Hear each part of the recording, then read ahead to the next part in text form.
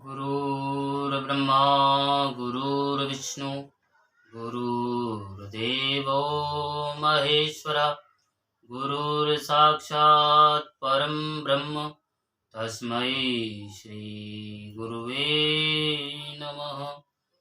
ॐ गजाननं भूतगणाधिसेवितं कपितजम्बुफलचारुभक्षणं उमासुतं शोकविनाशकारिकं नमामि विघ्नेश्वरपादपङ्कजं। नारायणं नमस्कृत्यं नरं चैव नरोत्तमं देवीं सरस्वतीं व्यासं ततो जयमुदीरयेत्। आइए हनुमान विराजिए कथा कहूँ वेद अनुसार प्रेम सहित गाधी धरूं पधारिए पवन कुमार। बोलो पवन पुत्र हनुमान की जय। सियावर रामचंद्र भगवान की जय।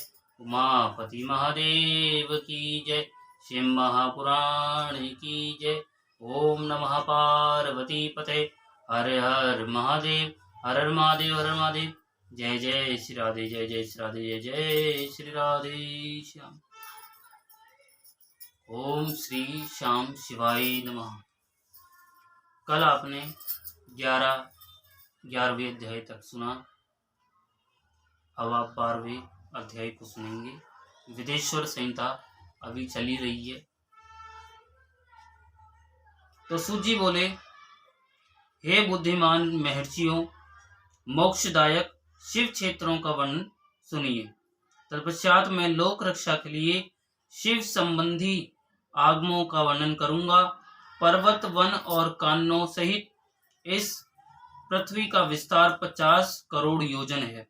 भगवान शिव की आज्ञा से पृथ्वी संपूर्ण जगत को धारण करके स्थित है।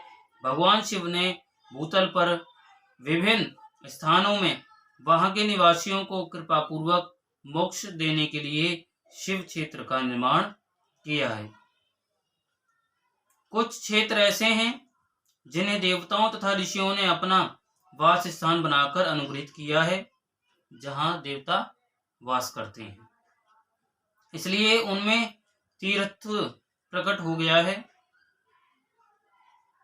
तथा अन्य बहुत से तीर्थ क्षेत्र ऐसे हैं जो लोगों की रक्षा के लिए स्वयं प्रादुर्भूत हुए हैं। तीर्थ और क्षेत्र में जाने पर मनुष्य को सदा स्नान, दान, जप आदि करना चाहिए, अन्यथा वह रोग, दत्ता तथा मुक्ता आदि दोषों का भागी होता है। जो मनुष्य इस भारतवर्ष के भीतर स्वयंभू तीर्थों में वास करके मरता है, उसे पुनः मनुष्य योनि की प्राप्ति होती है। हे ब्राह्मणों, पुण्य क्षेत्र में पाप कर्म किया जाए तो वह और भी दृढ़ हो जाता है।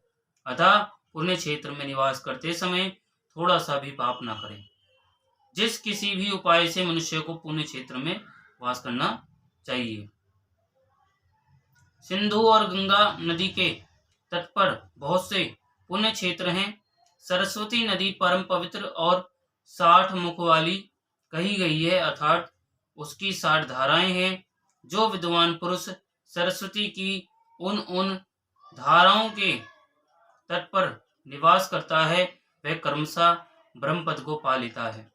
हिमालय पर्वत से निकली हुई पुण्य सलीला गंगा 100 मुख वाली नदी है। उसके तट पर काशी आदि अनेक पुण्य क्षेत्र हैं। वहां मकर राशि के सूर्य होने पर गंगा की तटभूमि पहले से भी अधिक प्रशस्त एवं पुण्यदायक हो जाती है। सोनभद्र नदी की 10 धाराएं हैं।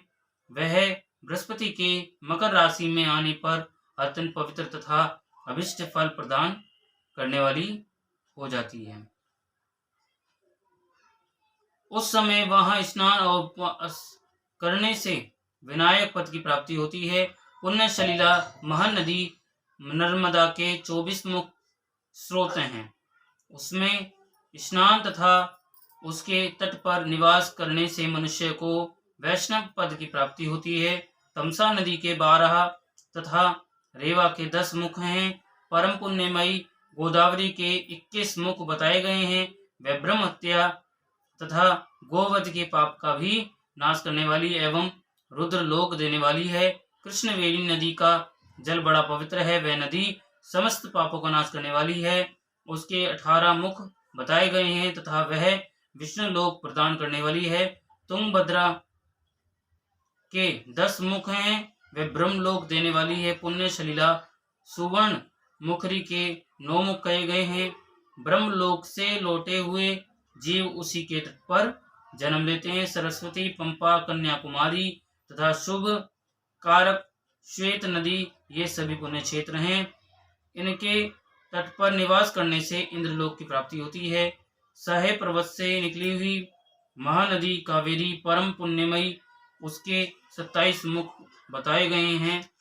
वह संपूर्ण अभिष्ट वस्तुओं को देने वाली है। उसके तट स्वर्लोक की प्राप्ति कराने वाले तथा ब्रह्मा और विष्णु का पद देने वाले हैं। कावेरी के जो तट शैव क्षेत्र के अंतर्गत हैं, वे अभिष्ट फल देने के साथ ही शिवलोक प्रदान करने वाले भी हैं। नैमिषारण्य तथा बद्रिकाश्रम में सूर्य और बृहस्पति के मेष राशि में आने पर यदि स्नान करे तो उस समय वहां किए हुए स्नान पूजन आदि को ब्रह्मलोक की प्राप्ति कराने वाला जानना चाहिए। सिंह और कर्क राशि में सूर्य की संक्रांति होने पर सिंधु नदी में किया हुआ स्नान तथा केदार तीर्थ के जल का पान एवं स्नान ज्ञानदायक माना गया है। जब बृहस्पति सिंह राशि में स्थित हों उस समय सिंह की संक्रांति से युक्त भाद्रपद मास में यदि गोदावरी के जल में स्नान किया जाए तो वह शिवलोक की प्राप्ति कराने वाला होता है। ऐसा पूर्व काल में स्वयं भगवान शिव ने कहा था। जब सूर्य और बृहस्पति कन्या राशि में स्थित हों तब यमुना और सोन भद्र में स्नान करे। वह स्नान धर्मराज तथा गणेश जी के लोक में महान भोग प्रदान कराने वाला होता है। यह महर्षियों की मान्यता है।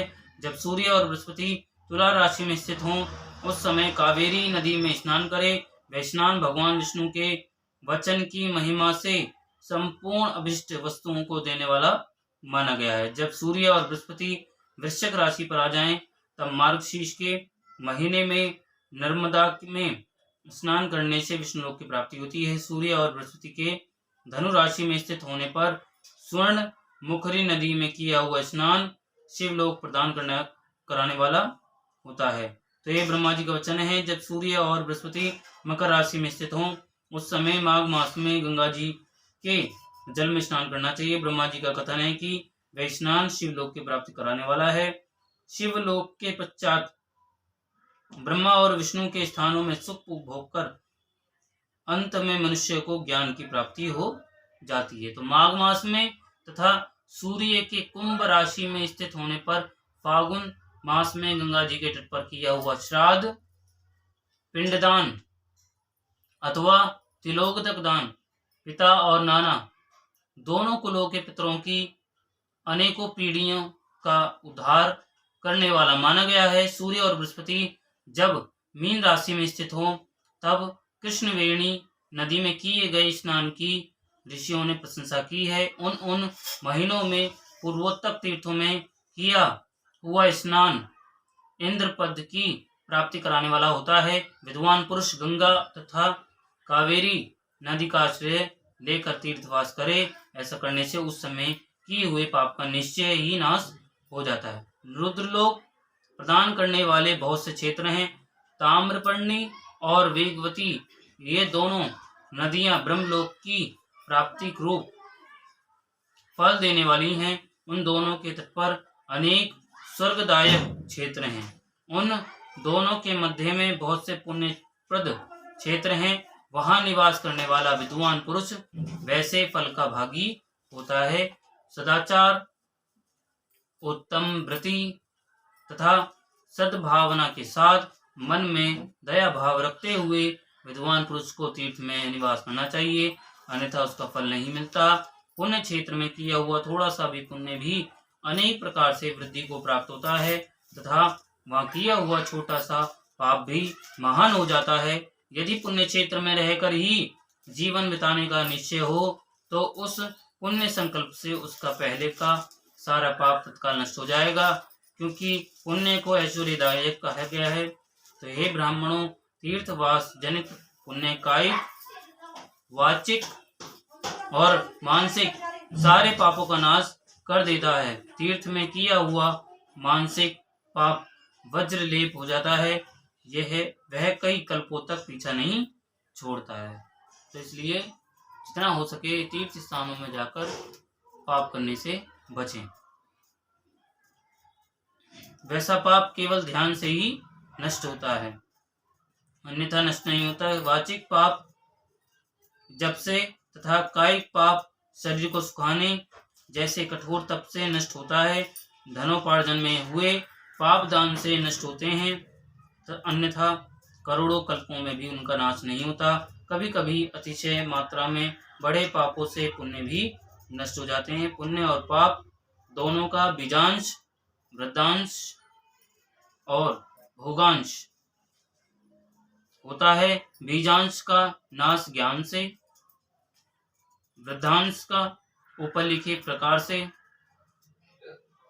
तथा भोगांश का नाश भोगने से होता है। अन्य किसी प्रकार से करोड़ों पुण्य करके भी पाप के भोगांश नहीं मिट सकते। पाप बीज के अंकुरित हो जाने पर, उसका अंश नष्ट होने पर भी शेष पाप भोगना ही पड़ता है। देवताओं की पूजा, ब्राह्मणों को दान तथा अधिक तप करने से समय पाकर पाप भोग मनुष्यों के सहने योग्य हो जाते हैं। इसलिए सुख चाहने वाले व्यक्ति को पापों से बचकर ही तीर्थवास करना चाहिए।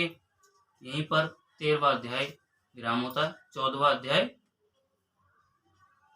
अध्याय प्रारंभ होता है। बोलो उमापति महादेव की जय। ऋषिगण बोले, हे सूत जी, अब आप शीघ्र ही हमें वह सदाचार सुनाइए जिससे विद्वान पुरुष पुण्य लोकों पर विजय प्राप्त कर लेता है। स्वर्ग प्रदान करने वाले धर्म में आचारों तथा नरक का कष्ट देने वाले अधर्म में आचारों का भी वर्णन कीजिए। सूत जी बोले, हे ऋषियों, सदाचार का पालन करने वाला विद्वान ब्राह्मण ही वास्तव में ब्राह्मण नाम धारण करने का अधिकारी है। जो केवल विद्युतक आचार का पालन करने वाला है, उस ब्राह्मण की विप्र संज्ञा होती है। सदाचार, वेदाचार तथा विद्या, इनमें से एक एक गुण से ही युक्त होने पर उसे द्विज कहते हैं, जिसमें स्वल्प मात्रा में ही आचार का पालन देखा जाता है। जिसने वेद अध्ययन भी बहुत कम किया है तथा जो राजा का सेवक, पुरोहित, मंत्री आदि है, उसे क्षत्रिय ब्राह्मण कहते हैं। जो ब्राह्मण कृषि तथा वाणिज्य कर्म करने वाला है और कुछ कुछ ब्राह्मणोचित आचार का भी पालन करता है, वे वैश्य ब्राह्मण है। तथा जो स्वयं ही खेत जोतता, हल चलाता है, उसे शूद्र ब्राह्मण कहा गया है। जो दूसरों के दोष देखने वाला और परद्रोही है, उसे चांडाल द्विज कहते हैं। इसी तरह क्षत्रियों में भी जो पृथ्वी का पालन करता है, वे राजा है। दूसरे लोग राजत्वहीन क्षत्रिय माने गए हैं। वैश्यों में भी जो धान्य आदि वस्तुओं का क्रय विक्रय करता है, वह वैश्य है। दूसरों को वणिक कहते हैं। जो ब्राह्मणों, क्षत्रियों तथा वैश्यों की सेवा में लगा रहता है, वह शूद्र कहलाता है। जो शूद्र हल जोतने का काम करता है, उसे वृषल समझना चाहिए। शेष शूद्र दस्यु कहलाते हैं। तो इन सभी वर्णों के मनुष्यों को चाहिए कि वे उषा काल में उठकर पूर्वामुख हो, सबसे पहले देवताओं का, फिर धर्म का, पुनः अर्थ का, तदंतर उसकी प्राप्ति के लिए उठाए जाने वाले कलेशों का तथा आय और व्यय का भी चिंतन करें। प्रातःकाल उठकर पूर्व, अग्निकोण, दक्षिण आदि 8 दिशाओं की ओर मुख करके बैठने पर कर्मशः आयु, द्वेष, मरण, पाप, भाग्य, व्याधि, पुष्टि और शक्ति प्राप्त होती है। रात के पिछले पहर को उषा काल जानना चाहिए। उस अंतिम पहर का जो आधा या मध्य भाग है, उसे संधि कहते हैं। उस संधि काल में उठकर द्विज को मल मूत्र आदि का त्याग करना चाहिए। घर से दूर जाकर बाहर से अपने शरीर को ढके रखकर दिन में उत्तराभिमुख बैठकर मलमूत्र का त्याग करे। यदि उत्तराभिमुख बैठने में कोई रुकावट हो तो दूसरी दिशा की ओर मुख करके बैठे। जल, अग्नि, ब्राह्मण आदि तथा देवताओं का सामना बचाकर बैठे। बाएं हाथ से वस्त्र को ढककर तथा दाहिने हाथ से मुख को ढककर मलत्याग करे और उठने पर उस मल को न देखे। तदंतर जलाशय से बाहर निकाले हुए जल से ही गुदा की शुद्धि करे, अथवा देवताओं, पितरों तथा ऋषियों के तीर्थों में उतरे बिना ही प्राप्त हुए जल से शुद्धि करनी चाहिए। गुदा में 7, 5, 3 बार मिट्टी से उसे धोकर शुद्ध करे। लिंग में ककोड़े के फल के बराबर मिट्टी लेकर लगाए और उसे धो दे, परंतु गुदा में लगाने के लिए एक पसर मिट्टी की आवश्यकता होती है। लिंग और गुदा की शुद्धि के पश्चात उठकर अन्यत्र जाए और हाथ पैरों की शुद्धि करके 8 बार कुल्ला करे।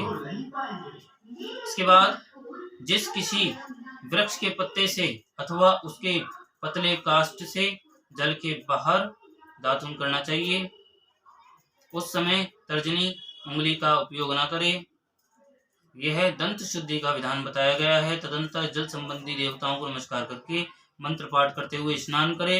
यदि कंठ तक या कमर तक पानी में खड़े होने की शक्ति न हो तो घुटने तक जल में खड़ा होकर अपने ऊपर जल छिड़ककर मंत्रोच्चारण पूर्वक स्नान कार्य संपन्न करे। विद्वान पुरुष को चाहिए कि वहां तीर्थ जल से देवता आदि का स्नानाम तर्पण भी करे। इसके बाद धोत वस्त्र लेकर 5 कच्छ करके उसे धारण करे, साथ ही कोई उत्तरीय भी धारण कर ले, क्योंकि संध्या वंदन आदि सभी कर्मों में उसकी आवश्यकता होती है। नदी आदि तीर्थों में स्नान करने पर स्नान संबंधी उतारे हुए वस्त्र को वहां न धोए।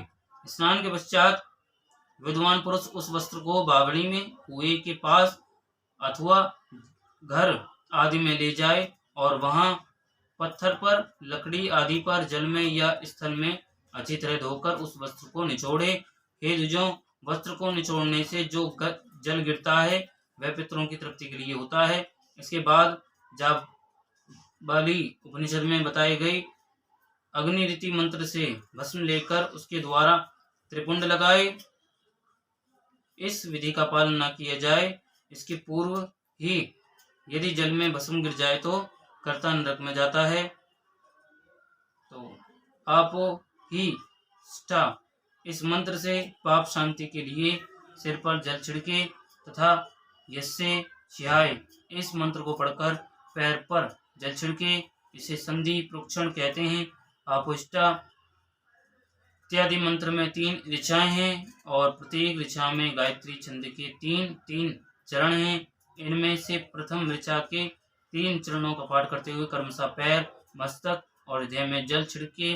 दूसरे ऋचा के 3 चरणों को पढ़कर क्रमशः मस्तक, हृदय और पैर में जल छिड़के तथा तीसरी ऋचा के 3 चरणों का पाठ करते हुए क्रमशः हृदय, पैर और मस्तक का जल से प्रोक्षण करे। इसे विद्वान पुरुष मंत्र स्नान मानते हैं।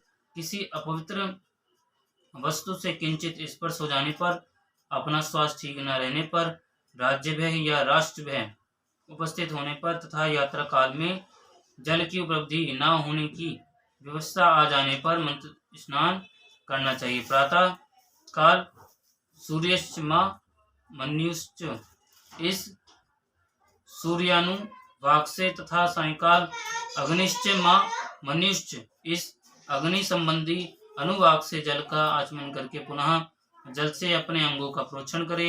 मध्याह्न काल में भी आपह पुनंतु इस मंत्र से आचमन करके पूर्वत प्रोक्षण करना चाहिए।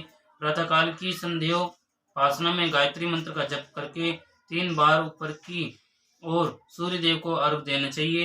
हे ब्राह्मणों, मध्याह्न काल में गायत्री मंत्र के उच्चारण पूर्वक सूर्य को एक ही अर्घ देना चाहिए। फिर सायंकाल आने पर पश्चिम की ओर मुख करके बैठ जाए और पृथ्वी पर ही सूर्य के लिए अर्घ दे, ऊपर की ओर नहीं। प्रातःकाल और मध्याह्न काल के समय अंजलि में अर्घ जल लेकर उंगलियों की ओर से सूर्य देव के लिए अर्घ दे।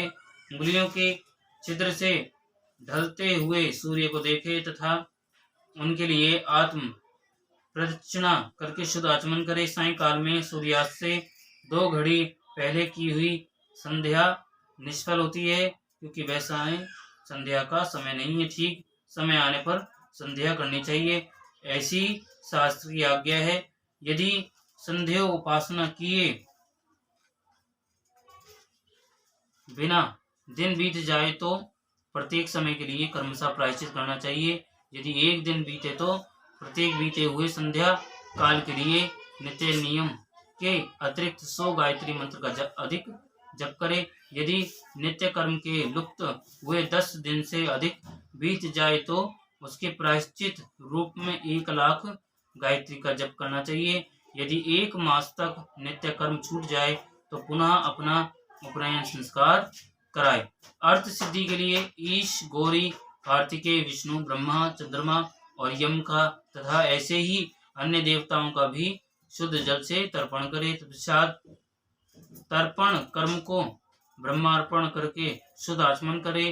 तीर्थ के दक्षिण भाग में प्रशस्त मठ में, मंत्रालय में, देवालय में, घर में अथवा अन्य किसी नियत स्थान में आसन पर स्थिरता पूर्वक बैठकर विद्वान पुरुष अपनी बुद्धि को स्थिर करे और संपूर्ण देवताओं को नमस्कार करके पहले प्रणव का जप करने के पश्चात गायत्री मंत्र की आवृत्ति करे। प्रणव के अ, उ, म इन तीनों अक्षरों से जीव और ब्रह्म की एकता का प्रतिपादन होता है। इस बात को जानकर प्रणव का जप करना चाहिए। जप काल में यह भावना करनी चाहिए कि हम तीनों लोकों की सृष्टि करने वाले ब्रह्मा, पालन करने वाले विष्णु तथा संहार करने वाले रुद्र की जो स्वयं प्रकाश चिन्मय हैं उपासना करते हैं। ये ब्रह्म स्वरूप ओंकार हमारी कर्मेंद्रियों और ज्ञानेंद्रियों की वृत्तियों को, मन की वृत्तियों को तथा बुद्धि वृत्तियों को सदा भोग और मोक्ष प्रदान करने वाले धर्म एवं ज्ञान की ओर प्रेरित करे। बुद्धि के द्वारा प्रणव के इस अर्थ का चिंतन करता हुआ जो इसका जाप करता है वह निश्चय ही ब्रह्मलोक को प्राप्त कर लेता है, अथवा अर्थानुसंधान के बिना भी प्रणव का जप नित्य जप करना चाहिए। इससे ब्राह्मणत्व की पूर्ति होती है। ब्राह्मणत्व की पूर्ति के लिए श्रेष्ठ ब्राह्मण को प्रतिदिन प्रातःकाल 1 सहस्त्र गायत्री मंत्र का जप करना चाहिए।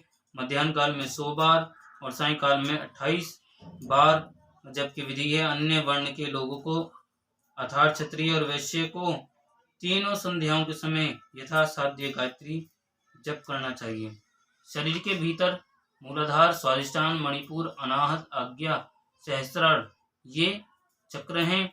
इनमें मूलाधार से लेकर सहस्त्रार तक 6 स्थानों में क्रमशः विदेश्वर, ब्रह्मा, विष्णु, ईश, जीवात्मा, परमेश्वर स्थित हैं। इन सब में ब्रह्म बुद्धि करके इनकी एकता का निश्चय करे और वह ब्रह्म मैं हूँ ऐसी भावना से युक्त होकर जप करे। उन्हीं विदेश्वर आदि की ब्रह्मरंध्र आदि में तथा इस शरीर से बाहर भी भावना करे। महत्व से लेकर पंचभूत पर्यंत तत्वों से बना हुआ जो शरीर है, ऐसे सहस्रों शरीरों का एक एक अजपा गायत्री के जप से एक एक के क्रम से अतिक्रमण करके जीव को धीरे धीरे परमात्मा से संयुक्त करे। यह जप का तत्व बताया गया है।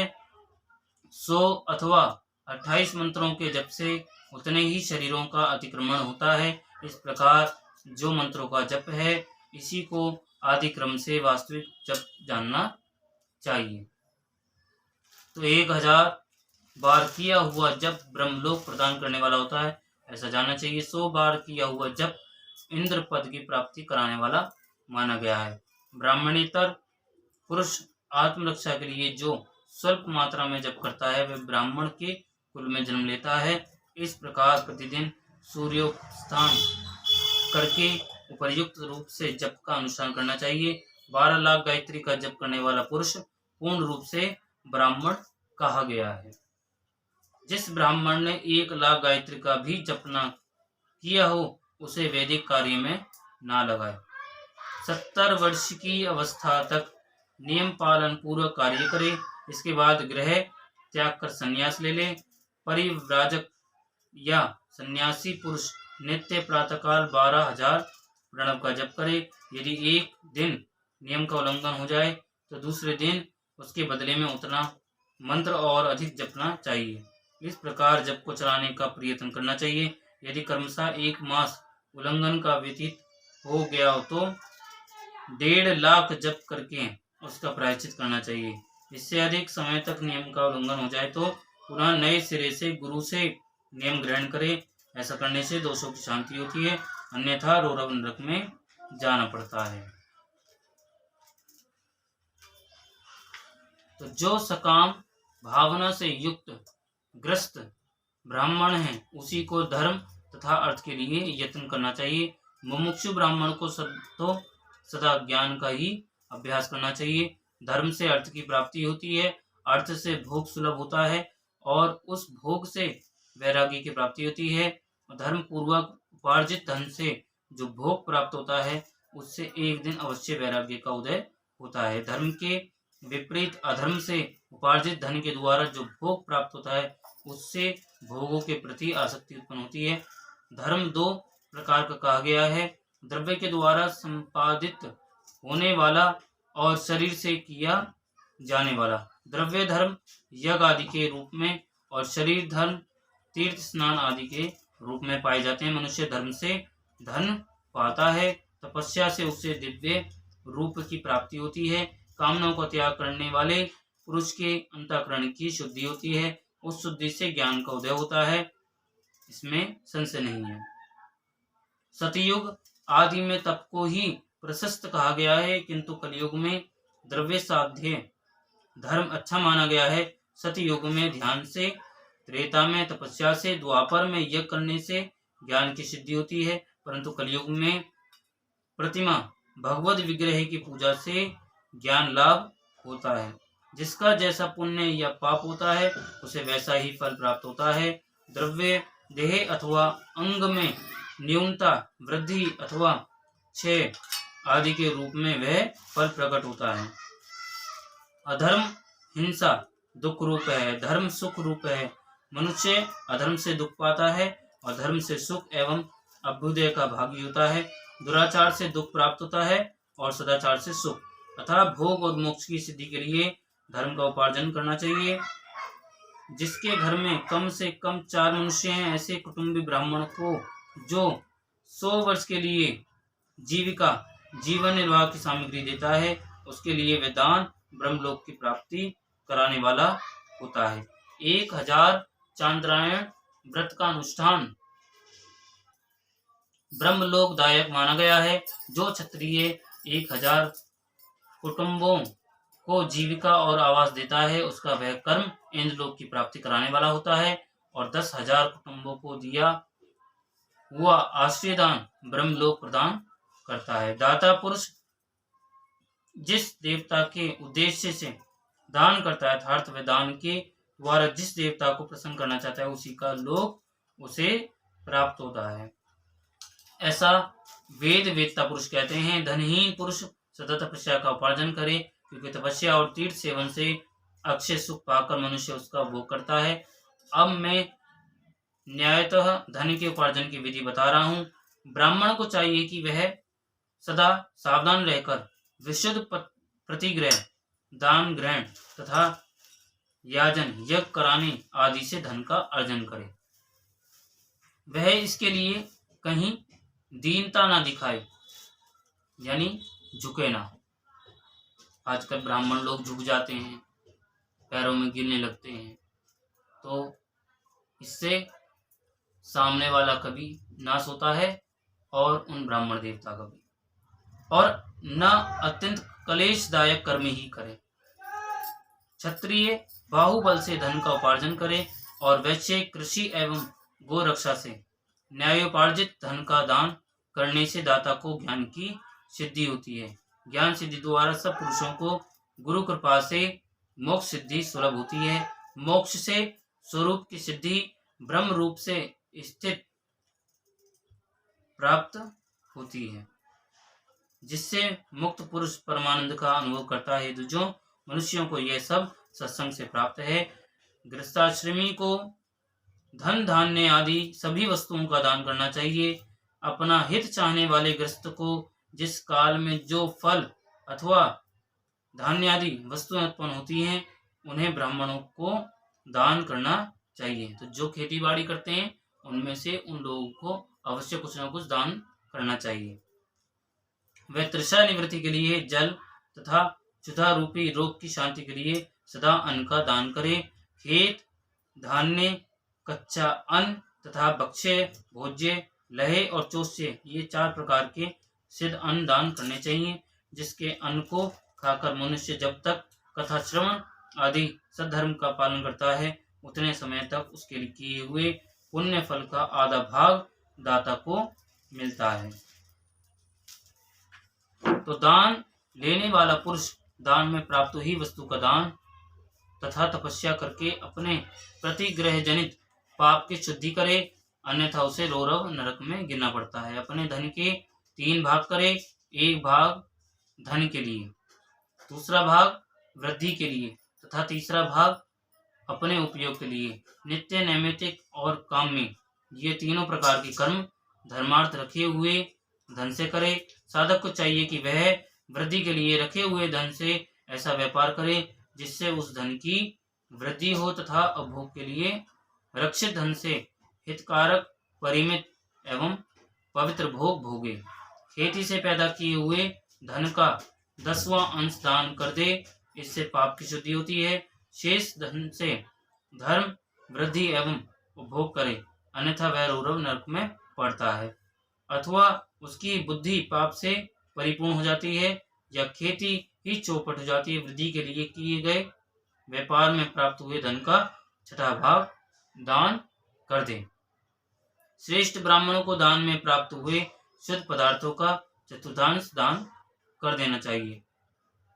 उन्हें अकस्मात प्राप्त हुए धन का तो आधा भाग दान कर देना ही चाहिए। असत प्रतिग्रह दूषित दान में प्राप्त संपूर्ण पदार्थों को समुद्र में फेंक देना चाहिए। अपने भोग की समृद्धि के लिए ब्राह्मणों को बुलाकर दान करना चाहिए। किसी के द्वारा याचना करने पर अपनी शक्ति के अनुसार सदैव ही सब कुछ देना चाहिए। यदि मांगे जाने पर शक्ति रहते हुए वह पदार्थ न दिया जाए तो दूसरे जन्म में वह ऋण चुकाना पड़ता है। विद्वान को चाहिए कि वह दूसरों के दोषों का वर्णन ना करे। हे ब्राह्मण, द्वेषवश दूसरों के सुने या देखे हुए चित्र को भी प्रकट न करे। विद्वान पुरुष ऐसी बात न कहे जो समस्त प्राणियों के हृदय में रोष पैदा करने वाली हो। ऐश्वर्य की स्थिति के लिए दोनों संध्याओं के समय अग्निहोत्र करे। यदि असमर्थ हो तो वह एक ही समय सूर्य और अग्नि को विधि पूर्वक दी हुई आहुति से संतुष्ट करे। चावल, धान्य, घी, फल, कंद तथा हविष्य इनके द्वारा विधि पूर्वक स्थालीपाक बनाए तथा यथोचित रीति से सूर्य और अग्नि को अर्पित करे। यदि हविष्य का अभाव हो तो प्रधान होम मात्र करे।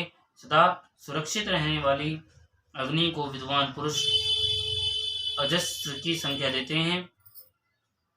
यदि असमर्थ हो तो संध्या काल में जप मात्र या सूर्य की वंदना मात्र कर ले। आत्मज्ञान की इच्छा वाले तथा धनार्थी पुरुष को भी इस प्रकार विधिवत उपासना करनी चाहिए, जो सदा ब्रह्म यज्ञ में तत्पर रहते हैं, देवताओं की पूजा में लगे रहते हैं, नित्य अग्नि पूजा एवं गुरु पूजा में अनुरक्त होते हैं तथा ब्राह्मणों को तृप्त किए रहते हैं। वे सब लोग स्वर्ग के भागी होते हैं।